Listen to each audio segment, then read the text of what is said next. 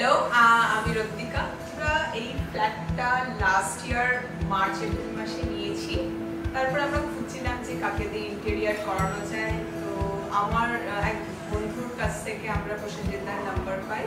তারপরে প্রসেনজিৎদা অনেকবার এই প্রপার্টিটা ভিজিট করেছে। আমরা অনেকদিন ধরে কথা বলছিলাম যে কোথায় কি করানো যায়, কোথায় কোন লাইটটা করানো যায়, কোন কালারটা। সো অনেক ডিসকাশনের পর ফাইনালি আমরা অগাস্ট সেপ্টেম্বর মাসে এই কাজটা শুরু করে প্রসেনজিৎদা।